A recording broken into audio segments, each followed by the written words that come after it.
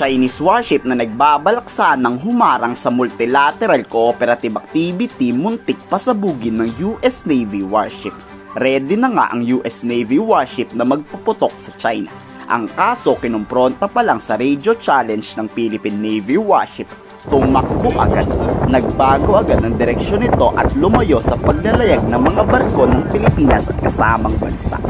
Chinese Naval Warship 621, this is Philippine Navy Warship. In accordance with collision regulations, you are violating rule number 7 and endangering our safe navigation by blocking our course line.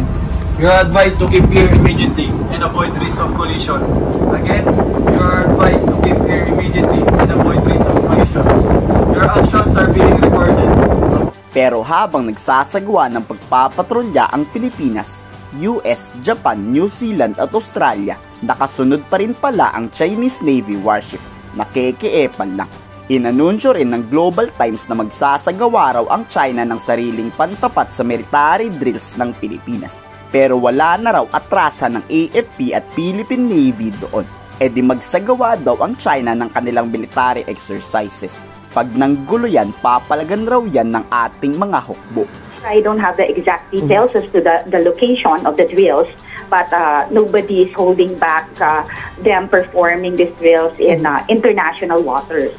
In our case, we are holding ours in the exclusive economic zone of the Philippines. Mas maganda siguro kung mula sa Bajo de Masinloc o Scarborough Shoal, diretso agad ng Sabina Shoal at palayasin ang lahat ng barko doon ng mga Chinese. Pero hindi raw isa sa publiko ng AFP ang gagawing misyon sa pinagsanib puwersa ng Navy. Ngayon malinis nga ang Bajo de Masinloc at iisang barko lang ang China nandoon at lalakas loob.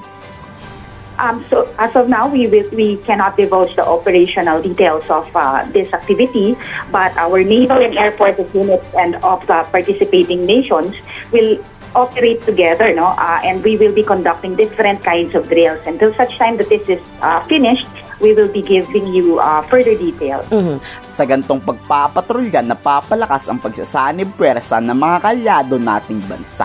Alam nyo na, just in case na magkagulo at magkagera, alam na yung gagawing formation ng pag-atake. Makatutulong din to para accurate ang bawat galaw ng mga Navy. These are planned in previous months, when it will be conducted. And it is open to like-minded nations who wish to join. These are series of different multilateral maritime cooperative activities, and each time there can be different different countries who are joining. So in this case, it's us, five countries who signified intentions to do this and this fourth maritime multilateral cooperative activity, and we're hoping that in our next activities like this, there will be more like-minded nations who will be joining us. Mas maganda siguro kung yung gantong klaseng patrol mission palayasin lahat ng barko ng China sa West Philippine Sea.